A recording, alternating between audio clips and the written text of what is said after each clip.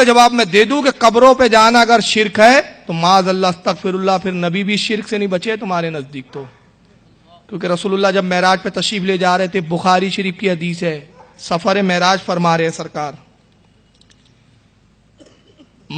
مقصد حقیقی کیا ہے رسول اللہ کا معراج میں بتائیے ذرا، کیا ہے؟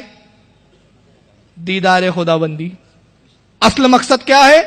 دیکھیں جملے پہ غور کریں میرے، اصل مقصد کیا ہے؟ اللہ نے بلایا ہے اپنے محبوب کو کہ محبوب میرا دیدار کرو، ملاقات کرو، اصل مقصد۔ یہ مقصد اچھا ہے کہ برا ہے؟ اچھا ہے نا؟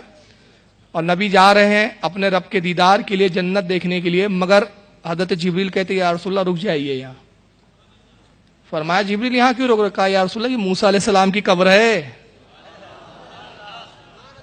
قبر موسیٰ پہ رکے۔ تو جبریل نے روکا، نبی نے رک کے بتایا کہ جب اچھے کام کے لیے نکلو تو صالحین کی مزار پہ حاضر ہو جایا کرو۔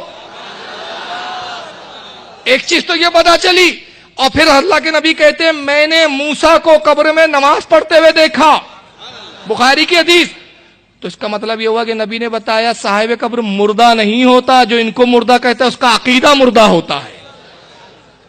اب آپ انتظار کر رہے ہیں کہ سر حضرت موسیٰ نماز کا سلام پھیرے تو میں گفتگو کروں۔ موسیٰ علیہ السلام کی نماز ختم ہوئی، سرکار نے سلام میں پہل کی اور موسیٰ علیہ السلام سے گفتگو کی، اور اس کے بعد گفتگو کے بعد نبی پاک وہاں سے نکلے۔ اب بتائیے موسیٰ افضل ہے کہ رسول اللہ افضل ہے؟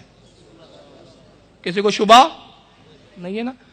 تو اصل مقصد تو معراج تھا، رکنے کی کیا ضرورت تھی؟ نبی رکے اس لیے بتانا چاہ رہے ہیں کہ میں افضل ہو کے ادنا کی قبر کی زیارت کرتا ہوں، تم ادنا ہو کے افضل کی قبر کی زیارت نہیں کرو گے۔ تو یہ سنت بنا دیا۔ تو قبروں کی زیارت سنت رسول، اور سنت رسول کے فعل کے انجام دینے والے کو، اس کے فعل کو کرنے والے کو مشرک کہنا، یہ دین میں بہت بڑی زیادتی ہے۔ یہ دین گڑنا ہے، انہوں نے دین پہ عمل نہیں کیا بلکہ اپنی طبیعت سے دین گڑا ہے، اس کی صرف آخر